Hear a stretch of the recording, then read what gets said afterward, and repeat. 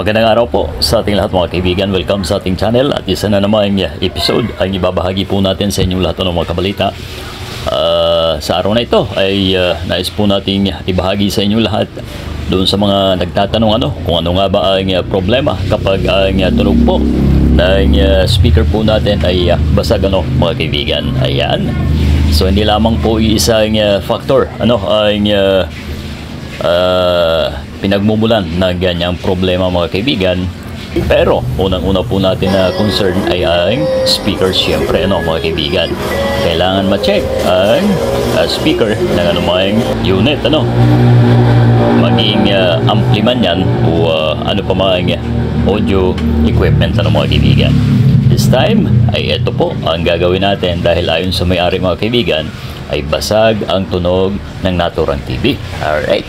So muli ay samahan niyo po ang inyong lingkod sa isa na namang pagtalakay o pagbibigay ng idea po sa inyong lahat mga mahal kong televiewers. At syempre sa mga magagawi po o bago sa ating channel, sa mga hindi pa po nakasubscribe sa Kabalita TV mga kaibigan, ay paki-subscribe naman kung hindi pa masyadong kilala ang ating channel, paki-like naman kapag nadaanan po ninyo ang ating video na ito mga kaibigan. Ayun, ganun lamang kasimple. At syempre may account din po tayo sa Facebook mga kaibigan, ang Bal Hakub. Ayun, yan po ang Facebook natin. Simultaneously ay paparehas po iisa ang upload po natin mga kaibigan sa magkaibang platform mga kabalita. So ito na,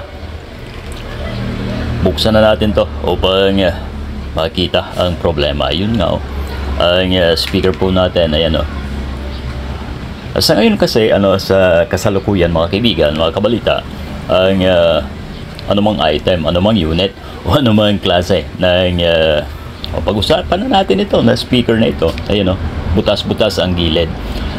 Unlike po noong mga panahon mga kaibigan ay talagang napakatibay po ng mga ganyang speaker. So sa ngayon ay talagang tinipid na po ang ating mga ginagamit na materials mga kaibigan. So pagdaan ng mga ilang taon ay may problema na ang ating speaker mga kaibigan. Okay? So kita nyo na po kung ang dapat nating palitan mga kabalita. Yan po ang madalas kapag basag ang tunog, lalong-lalo na pagdating sa TV ang pag-uusapan mga kaibigan. At ang isa pa dyan, pagka ganyan halimbawa ampli ang pinag-uusapan natin mga kaibigan, nagkakaroon din ng ganyang senaryo pagka ang capacitor po ay may problema bukod doon sa speaker po natin na gamit mga kaibigan. Ayan. So ito, hanap po tayo ng pamalit. Pero bibihira po ang makatiming po tayo ng kasukat niyan mga kaibigan. Ito. At hindi naman tayo maaaring bumili ng speaker na kasukat niyan o mag-aantay tayo mga kabalita dahil matatagalan po tayo. Basta parehas ang wattage, di baling maliit yan o malaki. Basta ang importante po ay matakpan po natin ang unit mga kaibigan. Ayan So wala, hindi natin malaman kung ito ay kusang nabutas o parang lumutong na lamang mga kaibigan. Yun doon sa pinakamabilis na paraan mga kaibigan, ito na ginawa natin. Kinuha ko po yung dulo ng isang speaker na pinalitan natin at yan ang pinang-clamp po natin, pinang-ipit po natin dyan dahil hindi po siya magkasing haba mga kaibigan. Goods naman po. Ang mahalaga lamang po ay yung umbok o kapal kasi nga pagka masyadong makapal ay hindi po natin yan matatakpan mga kaibigan. Ganito lamang ang pagbalik. I-guide nyo na muna, ngat-ngatin yung gilid upang mabilis yan ay mautas. Sama naman ang word na yan, mautas maputol mga kaibigan. Alright. So ayan, ganun lamang. Dapat hindi po tayo nawawalan ng isang technique. Since tayo po ay tinaguri ang technician mga kaibigan, laging may pagka-creativity ang ating gawain dito mga kaibigan.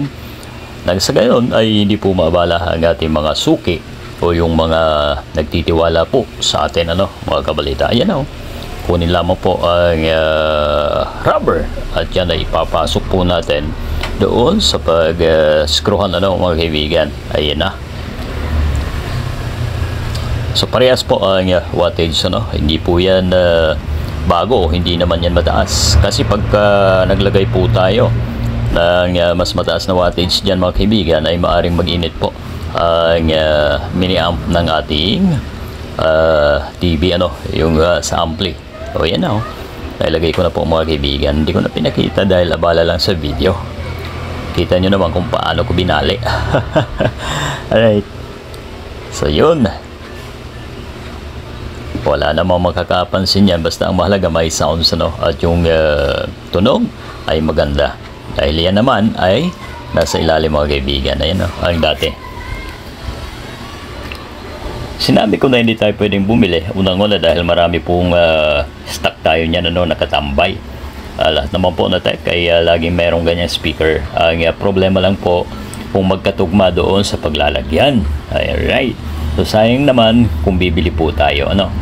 Dahil yan naman ay ano ba ang tawag doon? Parts out doon sa mga minsan basag na unit, ano. At yan ay naiipon, mga kabalita. Goods na, ayan, ah. At hindi naman yan mahulog, ano, ang ating panibagong speaker, ano, mga kaibigan. So eto na. Mamaya ng kaunti ay test na natin ito, mga kabalita, ano.